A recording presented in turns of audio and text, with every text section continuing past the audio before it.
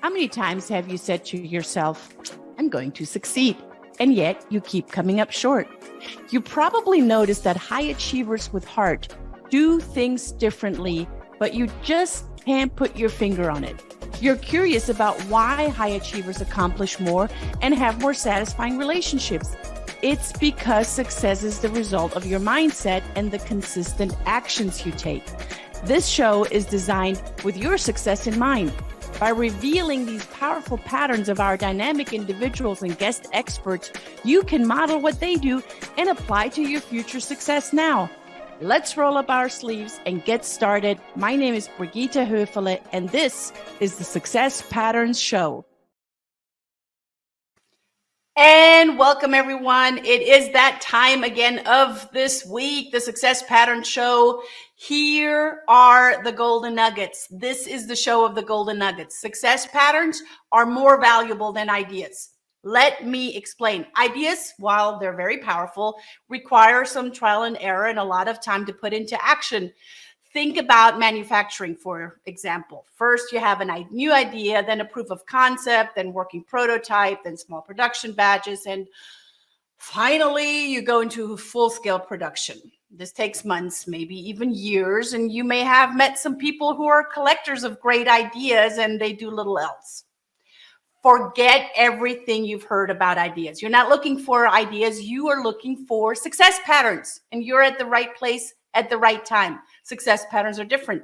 Success patterns are better. Why? Well, success patterns are proven, have a logical sequence of steps to follow, have an action imperative, and deliver consistent results. In today's content-rich program, you're going to learn valuable success patterns because our special guest today is a former middle school music teacher, is writing her dissertation on a very interesting topic, and her name is Jen Rafferty. Jen is an educator, an author, an international speaker, a TEDx speaker. She started out as a middle school teacher, was doing that for 15 years in central New York, and she's bringing great energy, humor, and expertise in all of her presentations while inspiring other educators to stay connected to their purpose, to their why.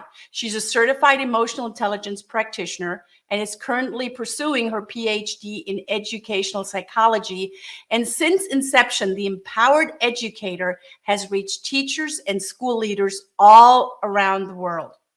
Jen has been featured in The Authority magazine, Medium, Thrive Global, Voyage Miami, and was on the TEDx stage with her talk, Generational Change Begins with Empowered Teachers. Oh my goodness, she's one of my kind. She's also the host of the podcast Take Notes with Jen Rafferty, which is rated in the top 3% of podcasts globally. Help me welcome Jen. Jen, it's so good to have you here with us. Hi, it's so great to be here with you. Thank you so much for this opportunity to speak with your audience.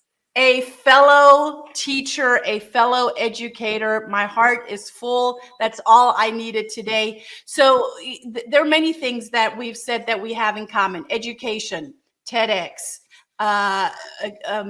supporting and inspiring other teachers that they can, and other educators, that they can become even a better educator and a better speaker and a better teacher, a better person altogether. Emotional intelligence, and that's where I want to start our conversation today. Emotional intelligence, not a book, yes, too, but a big, and I would almost say overused word. Emotional intelligence. Tell us, what is it, Jen? Well, for me in academia, I have to say that emotional intelligence isn't actually as big of a thing as it is in the corporate spaces. Emotional intelligence, if it was, then we would move away more from the IQ and move into EQ. But the focus is really on success being outcome focused on, the amount of A's, the graduation rates, a lot of these metrics that have to do with these external outcomes. And emotional intelligence is starting to become part of this conversation. It has a little bit prior to the pandemic. However, COVID really highlighted the gap of what people actually needed. And that's actually emotional support. Our emotions are something that is really completely undervalued. And, we talk in these professional spaces, particularly in academia, it's, well, we don't want to be too emotional. We need to keep it together. And there's this effort now to create these social emotional learning programs for kids, which can increase their emotional intelligence.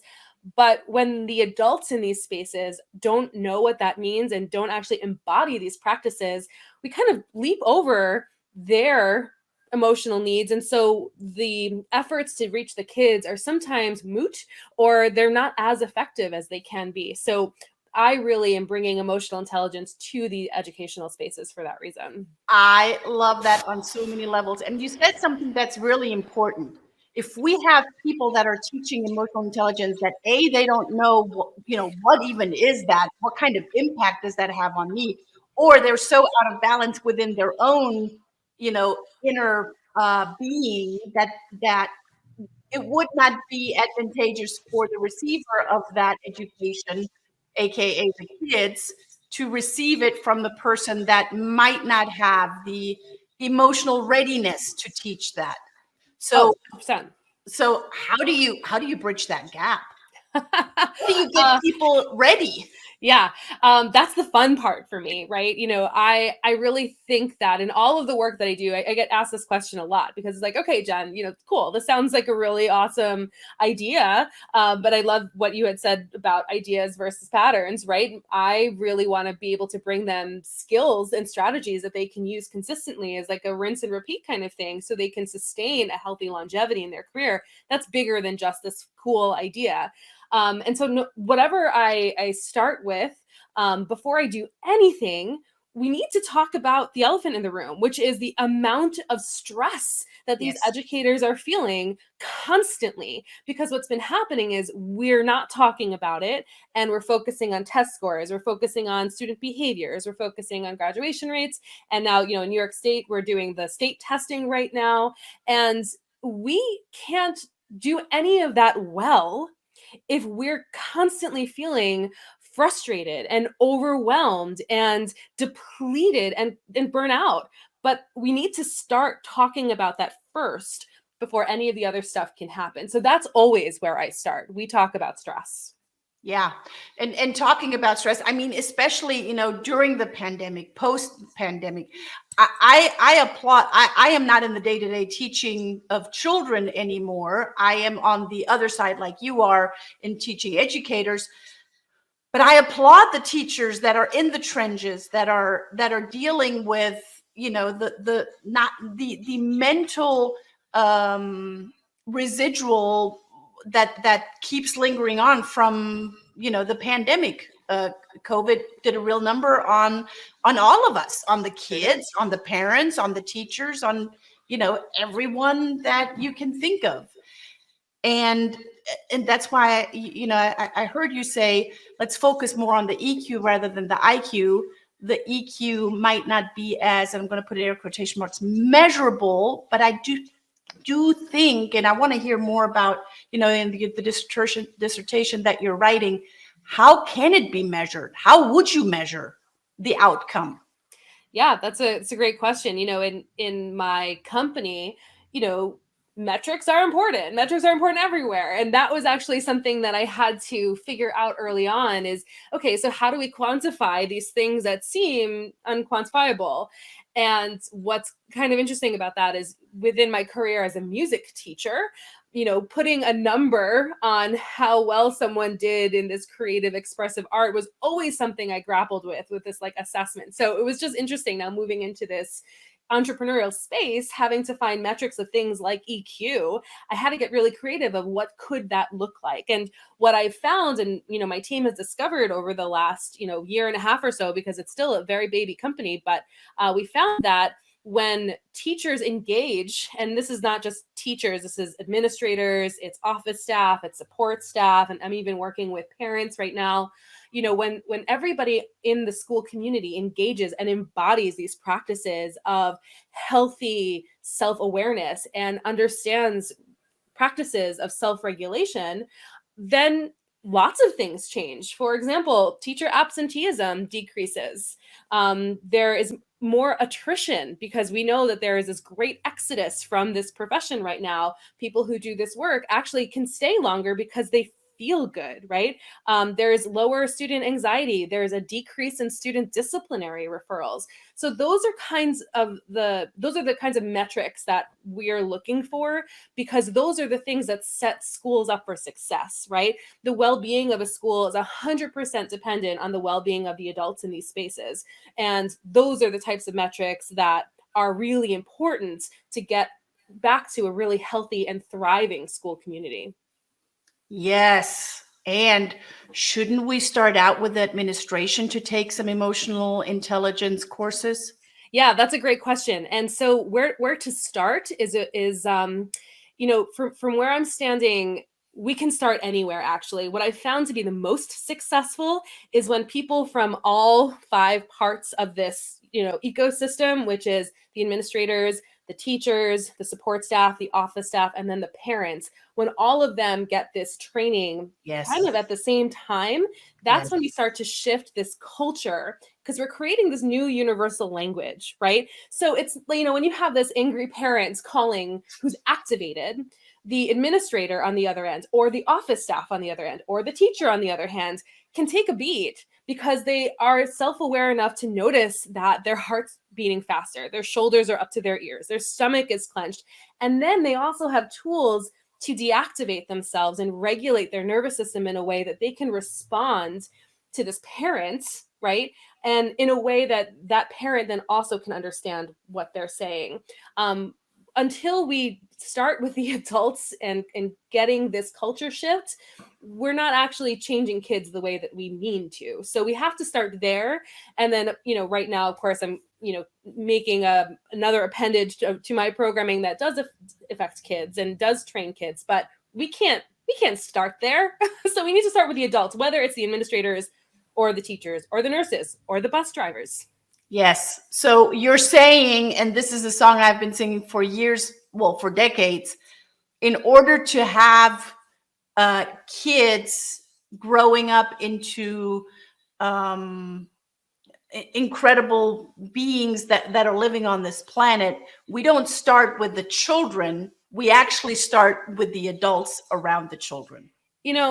Brigitta, it's cliche because it's true, right? Like, you need to be the change you wish to see in the world. Yes. That's it. You cannot, I'm done with this narrative of pointing fingers at everything and everybody that can be blamed for the situation. Are there big infrastructure problems within our educational systems? Absolutely. Is deep breathing going to fix these problems? No, that's ridiculous. Right. But what is going to happen is that when you have the skills to actually regulate your nervous system in a way where you have access to the part of your brain that you need in order to solve the problems, nothing is actually going to change. If you can't think clearly, how can you possibly advocate for your students? How can you possibly engage in a student who's having a triggering, activated moment? You can't. So in order to do our job and have this massive impact in this world and create that transformational generational change, you have to start with yourself. Amen. I mean, we could, and we shouldn't, but we could stop right here. And you guys have gotten everything that you needed, all of the success patterns that you needed right now. Yeah. So where does this urge, this calling, this desire, this incredible passion within you, where does that come from? Oh, that's such a great question. Well, I didn't leave teaching because I didn't want to do it anymore. I didn't leave teaching because I was burnt out. I love my job and I thought I was going to do that forever. I wanted to teach music ever since I could remember. And, throughout my career, I had a very clear professional mission, which was to inspire people to discover their voice. And while I was teaching choirs and conducting all across New York State and presenting all over the country, that was very literal, right? We were singing, we were making music, people were finding their voice. And so when COVID happened and I was no longer able to be in front of my kids that same way. In fact, if you remember, singing itself was very dangerous, right? I had to adjust the way I was able to live this mission. Mm-hmm. And so during that time of COVID, it's, important part of my story. I actually moved out of my house because my husband and I decided we were going to get a divorce. And I moved out of my house with my kids, who were 5 and 7 at the time, the same weekend the world shut down. Wow. Yeah. Wow. Yeah. Wow, indeed. Yeah, it was a lot. And I had to, looking back, it was this beautiful opportunity to reevaluate what I wanted in my life.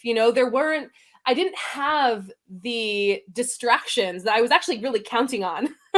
Right? I mean, like, here I was gonna, eat my feelings. I was gonna like go off in Miami with my sister and like find all of the possible distractions in the world to keep me from my feelings. Well, COVID gifted me the opportunity to literally stay at home alone with my feelings. So I didn't have the luxury of escaping. I had to actually deal with them. Face them. Mm-hmm. Yeah, yeah, and it was painful, but it was the biggest gift, because in that time I was able to really get clear about what my priorities were.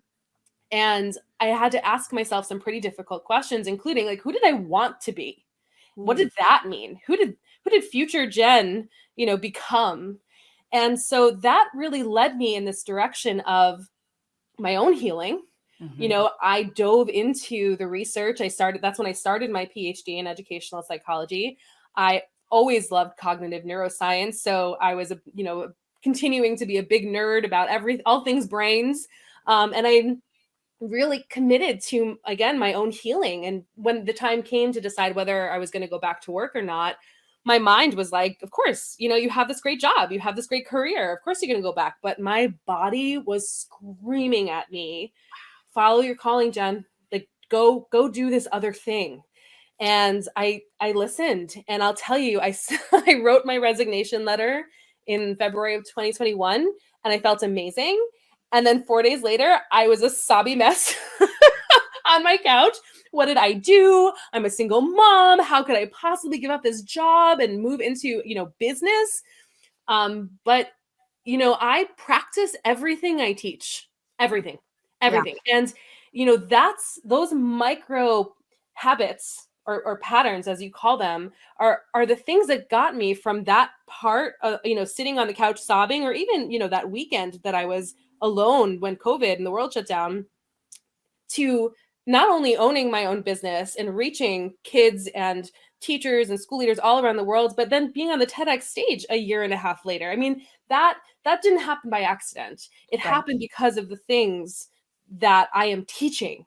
It happened because of my ability to be self-aware and self-regulate, recognize when my brain is feeding me all sorts of BS that I can now say, this is, thank you, but no thank you. I'm doing this.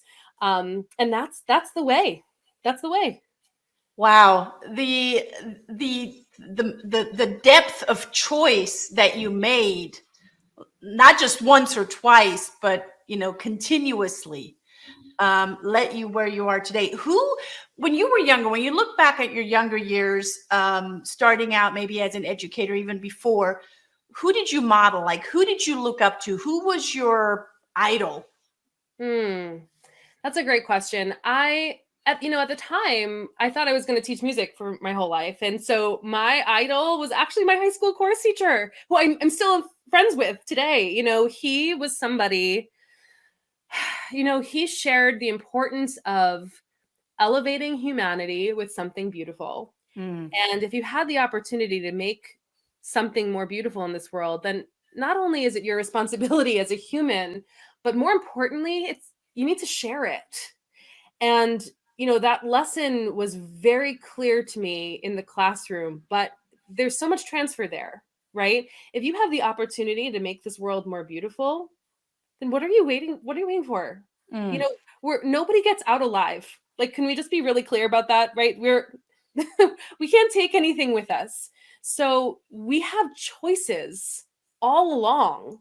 And I know we live in a world where it's just easy to point a finger at somebody else and at something Easy. else that, this is, I'm angry today because so and so did me wrong, or this is my situation now, and it is what it is. It's not. it never is the way it is. It's the way you think it is. And you have so much more agency than you realize. And if people just started to wake up and realize their ability to make a conscious choice at any moment of your day, I mean, that's how we change the world. And you asked me about urgency. Our kids deserve a world where people are conscious. Our Yeah. kids deserve the opportunity to learn that they can be conscious and make choices that really align with who they want to be. Yeah. Yes, I agree with you. And I do believe, like Whitney Houston, that the children are our future. They are. Don't And tell that, me I'm gonna bust out into song. yeah, and yeah, I mean, you could probably sing it a lot better than I can because I cannot sing for saving my life. And we should teach them well, but that starts with the adults. That starts Yes, with you. That starts with me. That starts with everyone that's watching and listening. that's right. What rubs you the absolute complete wrong way? Oh, stubbornness. Ooh, That drives me insane. Like even saying that word, I have like a physical aversion to it because there is so much we don't know, right? I mean, there's so much you don't know. And so when I encounter somebody who is very set in their ways, it's taken me a long time to kind of, let that go and just be like, well, I love that journey for you. And just kind of let it go, right? set them Um, free. yeah, I love that for you. And that's it. It's taken me a long time to not give somebody like that all of my energy and trying to convince them otherwise. It's not actually my job. Yeah, yeah, so true. So you have two kids that are now they're in their teenage years. Oh no, not yet. They are in third grade and fifth grade. So my Okay, daughter is almost 9, and my son is 11. He's although identifies as a preteen, so yeah. we're getting there. So you have two young kids. Yep. You're following your calling after COVID Mhm. or through COVID. You're by yourself. You're a single mom, I would assume. Mhm. And how do you create, and you have your own business. How in the world do you create balance in your life? What do you do to juggle it all? I don't look at it as balance or juggling, and that's I think part of it too. And it's something that I share with the people I work with also, that if I was going to do things differently, which, going from a life of being a teacher to being an entrepreneur is, it's vastly different. I had to, reacquaint myself and make new relationships with time. I had to make new relationships with money. I had to make new relationships with what it meant to, work, you know.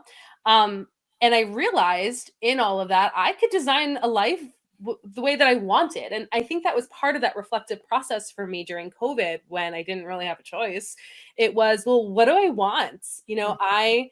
I want to be able to wake up in the morning and make pancakes for my kids before they go to school and meditate and like do some yoga in the morning. So I actually don't turn on my computer until 10 o'clock most days.